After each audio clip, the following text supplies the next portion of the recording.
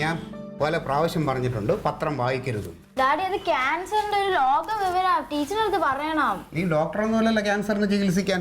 അല്ലോ പത്രം വായിക്കാനുള്ള പ്രായമായിട്ട് 18 വയസ്സ് കഴിഞ്ഞിട്ട് പത്രം വായിച്ചാൽ മതി. ഒന്നാമത് പത്രത്തിൽ വരണ അങ്ങനത്തെ കാര്യങ്ങളാ. പഠിക്കാനൊന്നുമില്ലേ? ഇല്ല. എന്ത് ഇല്ല? സ്കൂളിൽ പഠിപ്പിക്കൊന്നും ഇല്ലേ? ഞാൻ പഠിച്ചതൊക്കെ പഠിപ്പിച്ചു കൊടുത്തു. പഠിച്ചതൊക്കെ പഠിപ്പിച്ചു കൊടുത്തോ? പഠിച്ചു തീർന്ന്. ഇന്നലത്തെ പഠിച്ചോ? ഓ എല്ലാം പഠിച്ചു. മാർക്ക് വരുമ്പോ കൂടെ അതെനിക്ക് കാണണം കേട്ടല്ലോ. എന്തേ കഴിഞ്ഞ പ്രാവശ്യം എനിക്ക് 91% ഉണ്ടായിരുന്നല്ലോ. 91 അല്ല 100 എന്ന് പറഞ്ഞ പെർസെന്റേജ് ഉണ്ട് കേട്ടോ. അതിപ്പോ ഒരു എന്ത് തോന്നി? എന്ത് കുറച്ചും കൂടി കഴിഞ്ഞിട്ട് എഴുന്നേറ്റാ മതിയല്ലോ. ഉച്ചയാവട്ടെ. അപ്പൊ എഴുന്നേറ്റാലും കുറ്റം. എഴുന്നേറ്റാലും കുറ്റം. നിങ്ങളെ ഞാൻ മനഃപൂർവ്വം വിളിക്കാതിരുന്നതാ. എത്ര ഇപ്പോഴാണോ ക്ലീറ്റോ ഒരു കുടുംബത്തെ എഴുന്നേറ്റ് വരുന്നത്?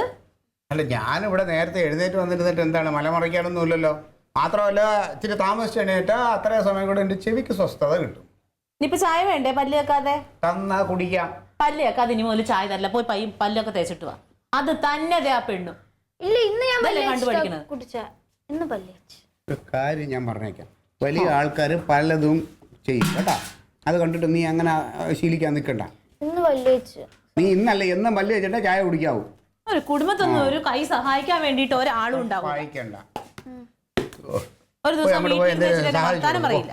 എനിക്ക് അറിഞ്ഞൂടാ സഹായിക്കാൻ. അയ്യോ കൊണ്ടുവയ്ക്കുമ്പോ തിന്നാൻ അറിയാമോ? അതെ. എന്തേ? നിങ്ങളോട് ഒരു കാര്യം പറയാൻ മറന്നു ഞാൻ.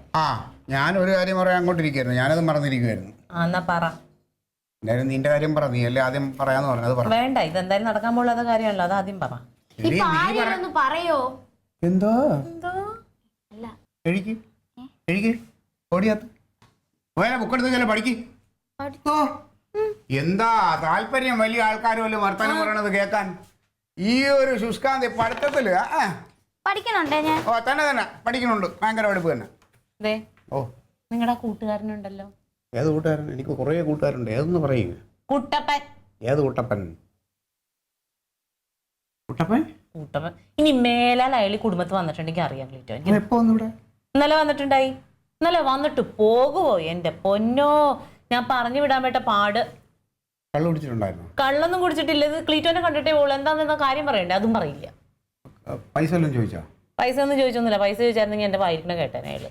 എനിക്ക് അന്നത്തെ വരവ് തന്നെ എനിക്ക് ഇഷ്ടപ്പെട്ടിട്ടില്ല. ഓട് മാറിയിട്ട് ഇപ്പോഴാ ചോർച്ച നിന്നിട്ടുണ്ടോ? അതെ പൈസ ഒന്നും ചോദിച്ചില്ലല്ലോ. എന്താ പറഞ്ഞു? വേറെ എന്താ പറഞ്ഞു? ക്ലീറ്റോനെ കാണണം. അത് പെങ്ങളോട് പറയാൻ പറ്റില്ല. ക്ലീറ്റോനോടെ പറയാൻ പറ്റുള്ളൂ. അപ്പൊ ഇന്നലെ എനിക്ക് 2-3 കോള് വന്നു. ഞാൻ എടുത്തില്ല, മിസ് കോള്. അതെ എന്റെ തങ്കം ഒന്ന് പറയണം. ഞാൻ പറയണമെന്ന് പറഞ്ഞിരുന്ന കാര്യം ഇതാണേ. ഇവനുണ്ടല്ലോ കുറച്ച് ദിവസം മുമ്പ് പാർട്ടി ഓഫീസിൽ വന്നു.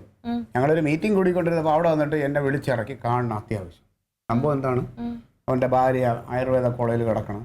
നടുവിന് പ്രശ്നം. അങ്ങനെ തൈലം വാങ്ങിക്കണം. അവിടെ കുറേ പൈസ ചിലവുണ്ട്.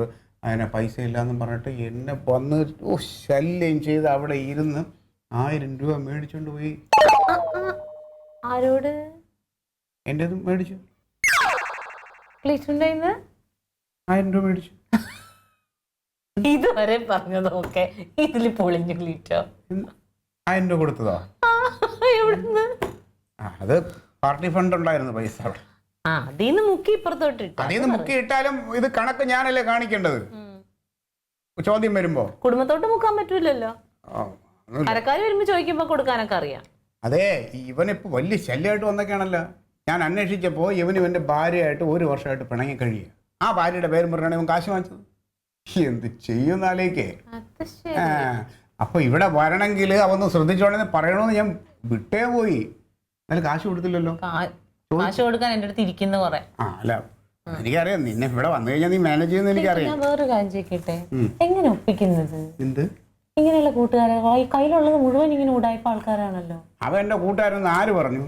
അവൻ കൂട്ടുകാരൻ എടുത്ത് തലയിൽ ചുമന്നാണല്ലോ കൊണ്ടുവരാണ്ട്. എന്റെ പൊന്നു മോളെ, അത് നമ്മൾ ഈ ഓടിന്റെ പണിയൊക്കെ തീരാൻ വേണ്ടി അവൻ കൂട്ടുകാരെന്ന് പറഞ്ഞാൽ അല്ലാന്ന് പറഞ്ഞാൽ അവന് വിഷമാവൂലേ? പണി നടക്കട്ടെ അതിന് വേണ്ടിട്ട് ഞാൻ പിന്നെ നമ്മൾ ഭയങ്കര കൂട്ടാന്ന് പറഞ്ഞല്ലേ. ഞാൻ നോക്കുമ്പോ ഇതിൽ കൂടി ഒലിച്ചിറങ്ങുമായിരുന്നു കുട്ടപ്പനോടുള്ള സ്നേഹം. എന്തായാലും പറയല്ലേ. അപ്പൊ ഞാനൊരു പ്രമുഖനൊക്കെ ആയി ഫേമസ് ആയ ഒരാളാകുമ്പോൾ ഇപ്പം ഒരുപാട് പേര് പറയും എന്റെ കൂട്ടുകാരനാണെന്ന്. ഇപ്പൊ തന്നെ പലരും പറയുന്നുണ്ടോ ഞാൻ മമ്മൂട്ടിന്റെ അടുത്ത കൂട്ടാണ്, ഞാൻ സുരാജിന്റെ അടുത്ത കൂട്ടാണ് എന്ന് പറയുന്നില്ലേ. അത്രേ ഉള്ളൂ. പ്രമുഖന്മാർക്ക് ഇപ്പൊ ഇതാണ് പ്രശ്നം.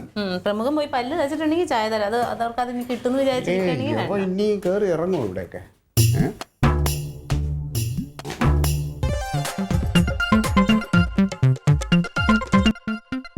Alien versus Alien.